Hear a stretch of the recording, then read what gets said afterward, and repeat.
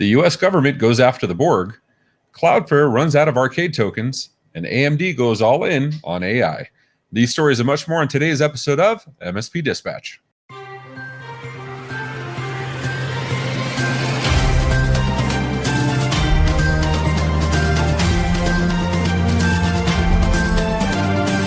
This episode is presented by OIT VoIP. Enhance your client's communication abilities with our VoIP solution, featuring integrated billing, on-demand training, and live US support. Collaborate seamlessly with Microsoft Teams integration and put your entire phone system in your pocket with Mobile X.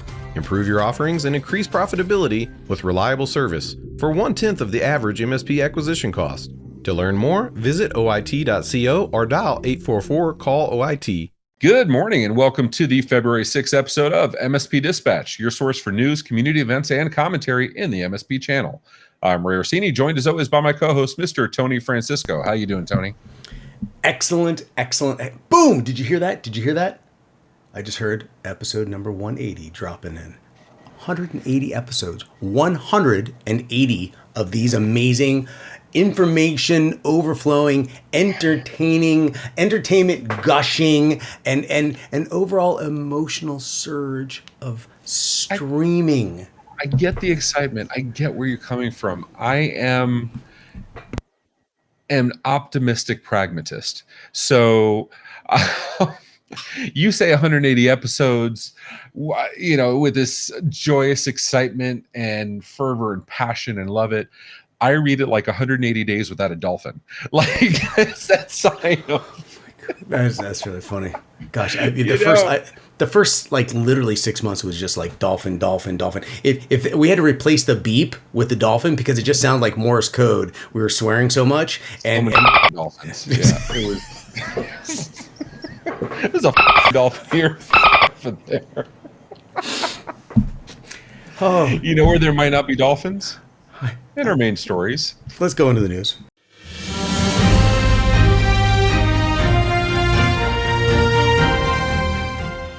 In my top story, the U.S. government disrupts Chinese Botnet in critical infrastructure hack, written by the Office of Public Affairs for Justice.gov.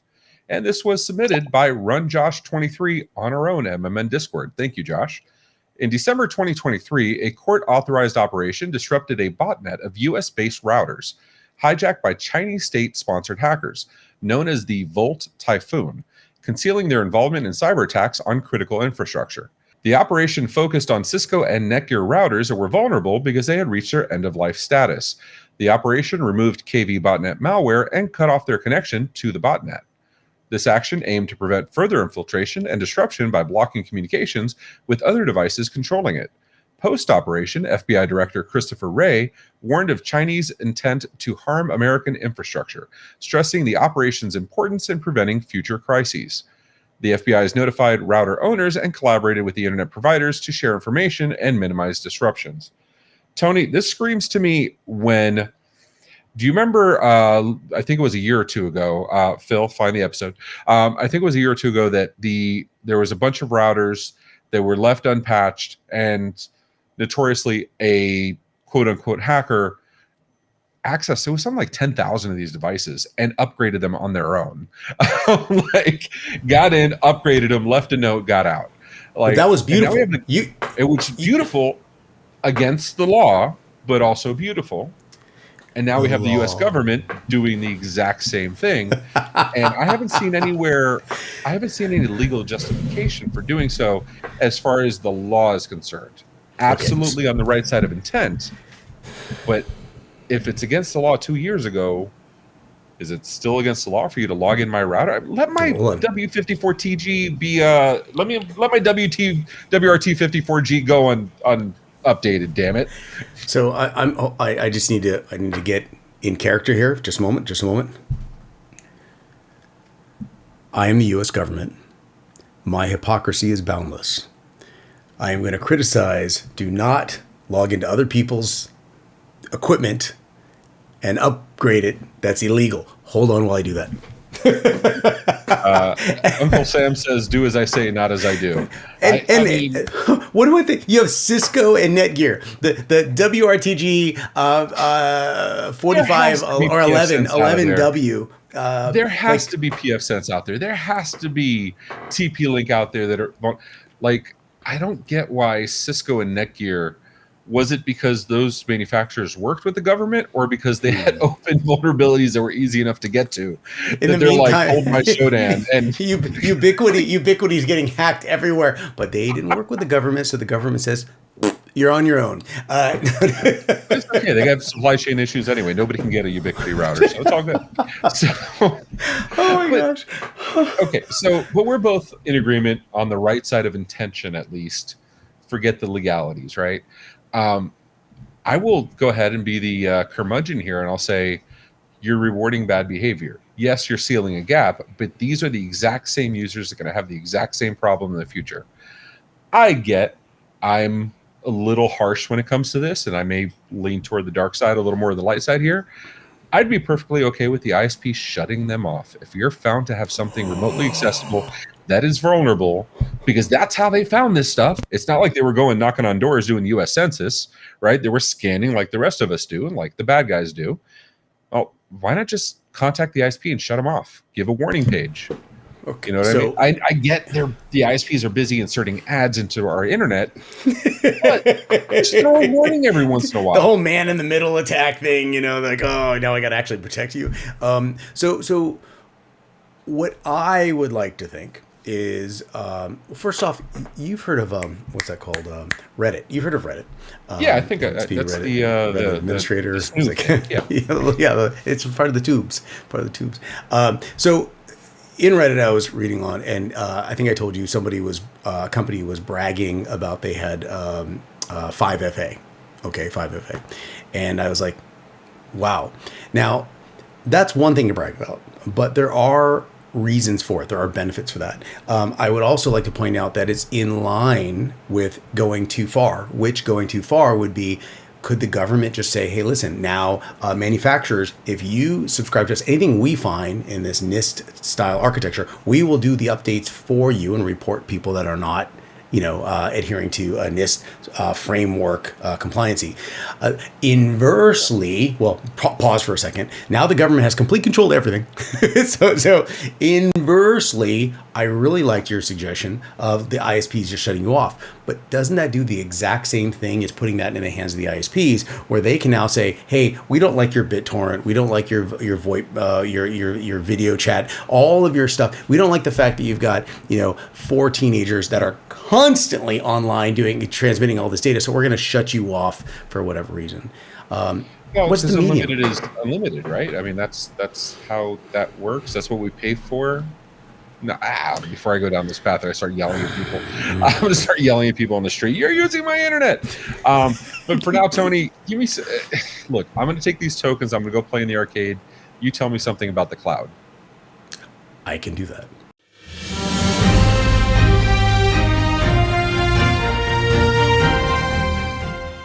Jumping on some news about the cloud from bleepingcomputer.com, Cloudflare was hacked using Auth tokens stolen from an Okta attack. Cloudflare disclosed that its internal Atlassian server was breached by a suspected nation-state attacker, accessing its Confluence wiki, Jira bug database, and Bitbucket source code management system. The attacker gained access on November 14th, returned on November 22nd for persistent access, and attempted to breach Cloudflare's Sao Paulo data center, which wasn't yet operational. The breach stemmed from stolen Okta credentials not rotated by Cloudflare after the October 2023 breach. Despite no impact on customer data or systems, Cloudflare took extensive remediation measures, including rotating all production credentials and forensic triage on thousands of systems. While the incident ended on January 5th, ongoing efforts to focus on software hardening and security improvements have been underway. So, Ray, this is where things take a very, very, very hard turn. Because I really like this story. Something horrible happened. I'm sorry. No, it's like this is, but this isn't the first time. Token hijacking is not unique. It's happened before. I was just talking about feedback on the last episode where somebody called me out for saying all hackers are bad, and they were absolutely right. Not all hackers are bad. Bad hackers are bad. You know what I mean? And so, but somebody else said most of these attacks are 100% preventable, and I'm like, this one kind of is ish. Well, is it because, I mean, there was human error in there in some capacity, but at the same time, with any cadence in any routine, with any frequency of something occurring, there's a transitionary state. And in that transitionary state is when vulnerabilities can occur. I was talking to Tom Lawrence. If you haven't looked up Tom Lawrence, everybody go to Tom Lawrence's website. Amazing. And Tom Lawrence, were talking about, token misuse. Okay, and authentication token compliancy processes that should be in place that are not in place. And this is one of the driving reasons that we had that discussion, because that was one of the ways that Tom was talking about. He was very concerned because now you have tools to create compliancy or security measures. But then there's compliancy. But then there's tools to make sure that not only the security measure in place, but you are compliant. But then, here's where it gets weird. If the tools aren't in place, does that make you not secure or compliant? It doesn't really know. This is one of those scenarios that illustrates the importance of the tools to regulate compliancy and adhering to security frameworks. It was a very, very small error, but I mean, it's Cloudflare, people. Anyway, I go on and on about it. But let's dial this down, though, right? Like, how many employees does Cloudflare have? They only have 2 left after ChatGPT took over. There's 2 I know left. they laid off 2,000. I don't want to say that. And that was kind of rough. So as I look this up, they have 3,217. Not sure if that's left or if that's pre 2,000 person cut. But either way, that's a lot of people. As a father, right? Father to father, our kids don't always do what we tell them to do. Now they have between 3,217 and 1,000 something employees. That's a lot of people to potentially make mistakes, which goes back to what Tom Lawrence, Jason Slagle, Matt Lee, Wayne Selk, what they keep repeating. It's not if you'll get breached. It's when you'll get breached. Because the truth of the matter is, play the telephone game with more than 2 people, and you tell me if that story holds true. After it gets passed. Now do that 1,147 times. I don't want to fault them. I'm trying to come up with reasons, and this seems like just plain old human error. It happens. Real quick, there was an example of my friend who's a statistician. He was talking, and I said, "Hey, I had 100 people do this thing, 114 people, and this one person can't find out. It's kind of a surprise. 114 people, surprise." And he says, Mike Biglin, he says, "What are the chances? I mean, one of them's going to leak it." And I said, "No, it's not going to happen." He goes, "Let's just pretend there's a 1% chance." I go, "Yeah, maybe." And he goes, "Okay, 1% chance times 114 people. You have a 114% chance of her." And I said, why would you hit me with your logic and reason? There goes the surprise party. But it's all math. Math is so easy to screw up. I mean, 2 + 2 = 17 if you're a CPA. It's negative 512 if you're the IRS. So, You know what you need? You need AI to manage your math, and you need a lot of processing power for the AI. And if you do it correctly, you're using Nvidia process. You know what? If you only had a story, do you know anyone who has a story about that, Ray? I bet I do.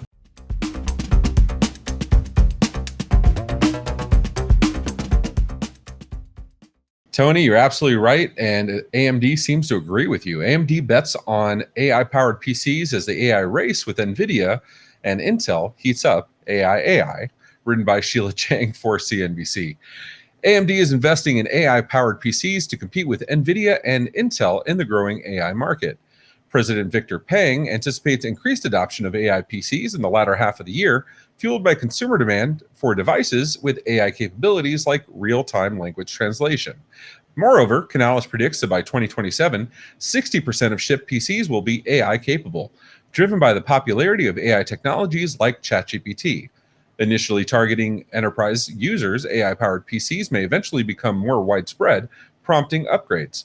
With AMD's recent product launches, including the Ryzen 8000G series processors and Instinct MI300X chips, the company is positioned competitively.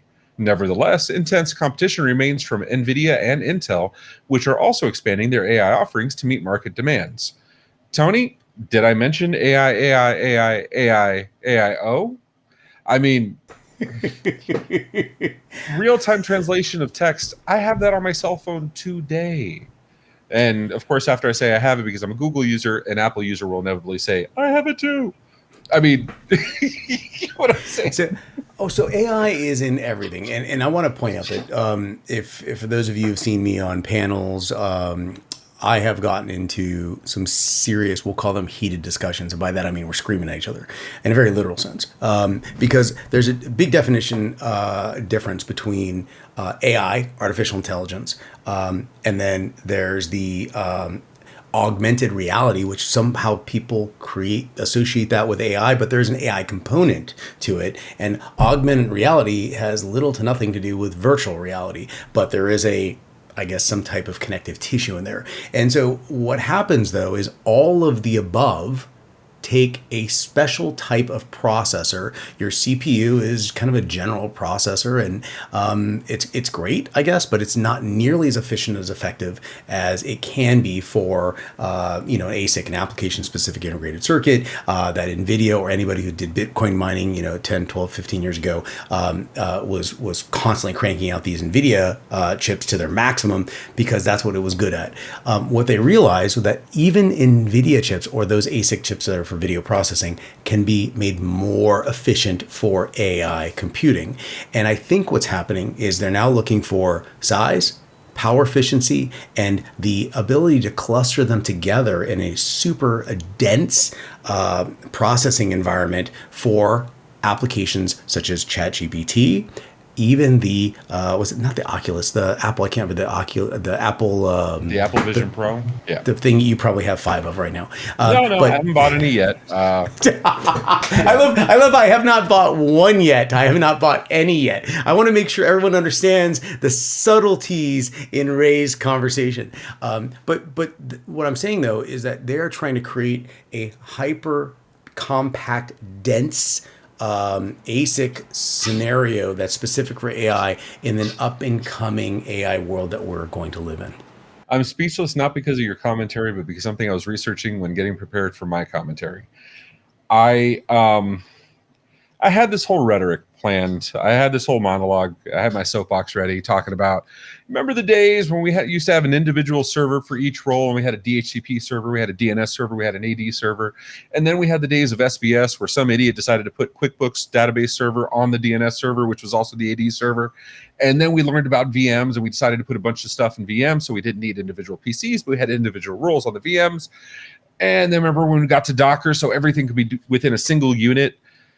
And then we had... Hold on. I'm going to freeze you right there. For everyone who does not understand, this is literally like you're going to a museum right now watching the genesis, the chronology of events, the evolution of technology, and everything that we went through to get here. Sorry, because I'm listening to this. I'm like, does anyone realize you're just spilling gold? This is Cro-Magnon man getting to, Homo erectus, getting to the eventual aliens we will eventually become. So... here's my thing. So we do all that. And then GPUs, CPUs had the same thing, right? You had general purpose CPUs. Then we had discrete GPUs. Then we're like, hey, cool, we can use this for Bitcoin mining. And then the CPUs became not powerful enough. GPUs became not powerful enough. We designed ASICs specifically for this. And now we have AI where we're like, hey, GPUs can do this too. And then we're like, nah, we're going to do an ASIC. And we're just going to do a specialized processor for that. And oh yeah, we have a specialized processor for TPM.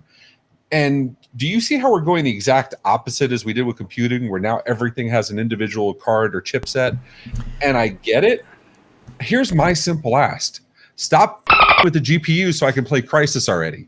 So real quick, because I know we're going over time. But you guys, everyone, I just want everyone to point out that so Apple or Meta just yesterday announced that they are working on not an artificial intelligence, but AGR, our artificial general intelligence, which is literally the one thing that we are looking for, but yet terrified about. That's the holy grail of AI. That is the holy grail.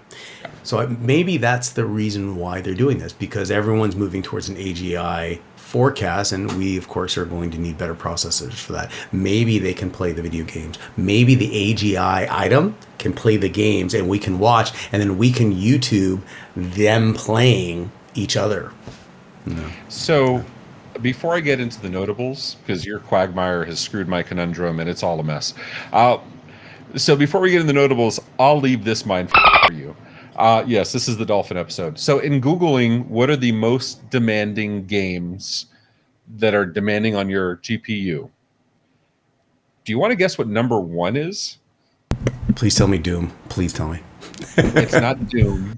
It's not Crisis. It's Hogwarts Legacy. So you can take that in your Oregon Trail and smoke it. Let's get into the notables. Let's get into the notables.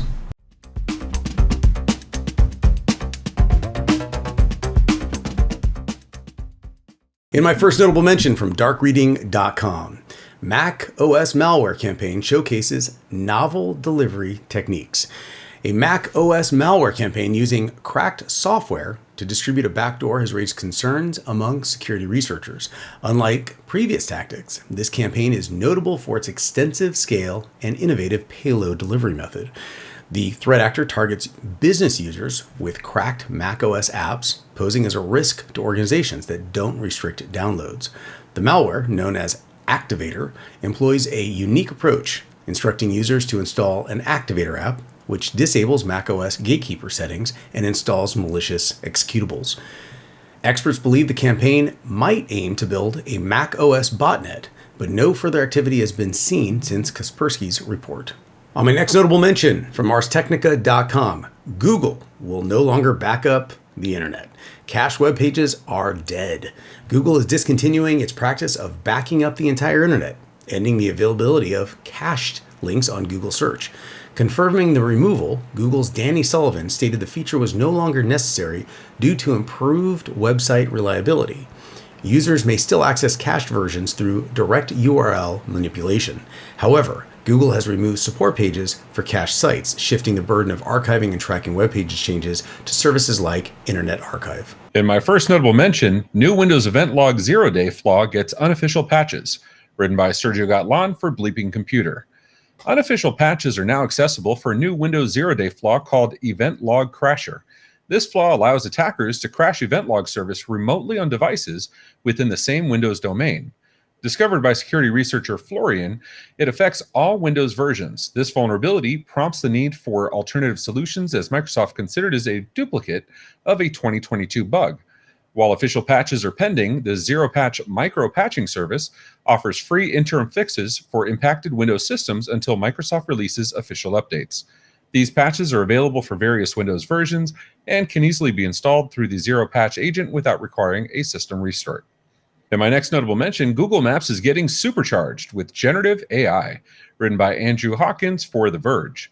Google Maps is getting an upgrade with generative AI, promising personalized recommendations for all users. Using vast data and insights from millions of contributors, it suggests restaurants, shops, and attractions. The feature will initially roll out in the US with plans for expansion to other countries. This reflects Google's ongoing efforts to enhance user experience and offer tailored suggestions based on the preferences and location.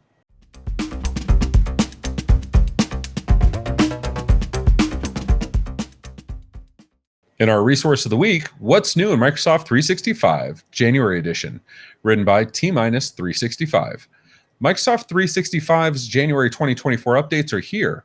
Explore enhanced collaborative notes in Teams, coaching by Copilot and Outlook for refined email drafting, and other tools to boost productivity and communications efficiency. Additionally, discover the expanded capabilities of Copilot for Microsoft 365 in Microsoft Admin, now accessible through various sales channels.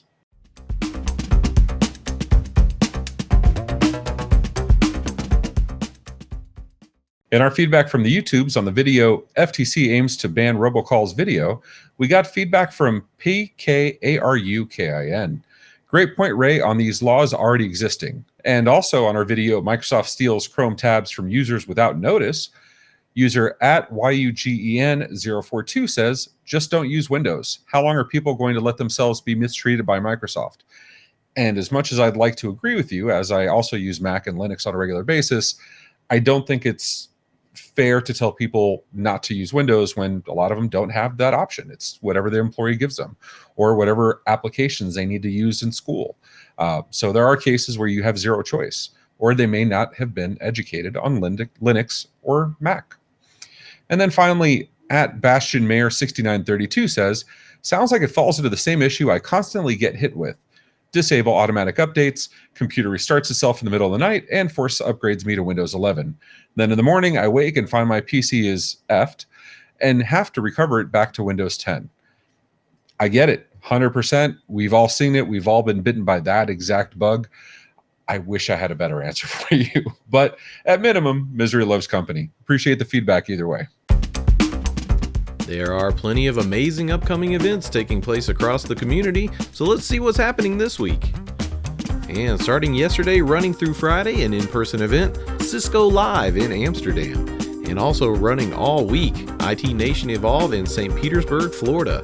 And then on Wednesday at 11:30 a.m. Eastern Time, the 2024 marketing plan to finally make $1 million in your IT business, presented by Technology Marketing Toolkit. And coming from the MSP Media Network this week, in case you missed it, on Friday we had a new episode of 38 at 38 featuring Alexandria Boyd of OIT VoIP. And then coming tomorrow at 10 a.m. Eastern, AI Roundup is back for another episode.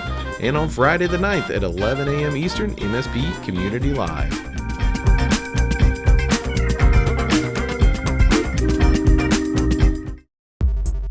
Are you engrossed by the intriguing world of AI? Do you find yourself relying more on ChatGPT every day? Are you fascinated by creating visuals with Midjourney or Stable Diffusion? Or could it be you're contemplating the deep-seated implications AI has for your professional field? If you're struggling to keep abreast of all the AI developments, don't worry. I'm Phil Buck, the host of AI Roundup, a weekly digest of all things AI. Make sure to check in every Wednesday at 10 a.m. Eastern for a concise roundup of the most captivating AI news right here on the MSP Media Network.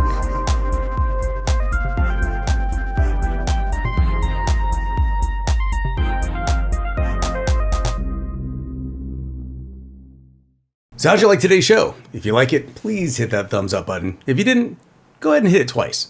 If you want to hear more, go ahead and hit that subscribe button on your YouTube or favorite podcatcher. And did you know that we have a Discord channel where we post all these stories all week long? You can even propose your own stories and vote on which ones we are going to cover. As our friend Rich Banky says, make sure you tell a friend about us. And be sure to follow us on social media at MSP Media TV. If you have any questions, you can email us news@mspmedia.tv for answers on the next episode, or just leave us a voicemail at 833 MSP Network. Ray, today was an amazing. He's on the phone with his large pizza. Sorry, I was calling the MSP Media Network for a new story. I thought you were calling the government to say, listen, you didn't upgrade my Netgear router. What's going on here? I feel left out of this whole story. Am I asking for too much? A little unattended upgrade? Am I asking for too much here? Yeah. At some point, that's going to be on a marketing slick from one of the Cisco guys saying our routers are one of two on the planet that get upgraded by the government. Like,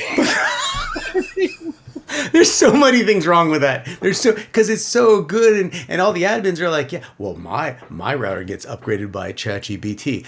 Both are wrong. Both of you are wrong. Well, and what happens when your end of life router that's not getting any more updates gets upgraded by the government, and then they sealed one 0-day, but there's another because it's an end of life device. Ooh, liability. Who's at fault there? Interesting. Yeah. Can you do best effort? Is that the best effort clause? Is that the best effort? We, the government, will make our best effort to make sure you don't punch yourself or the industry. Ray, let's wrap it up. Land this plane. Thank you very much, sir. I appreciate you. I appreciate your insight, your commentary, your humor. You're just a joy to be around, and I can't wait for CCF. Tony, thanks so much, man. Until next time, take care of yourselves and each other. Be safe, everyone.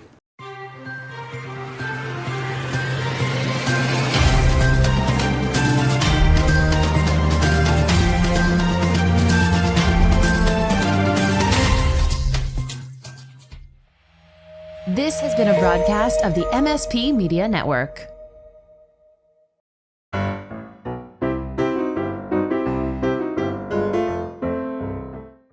In our feedback from the YouTubes, the U.S. government goes after the Borg. Cloudflare runs on.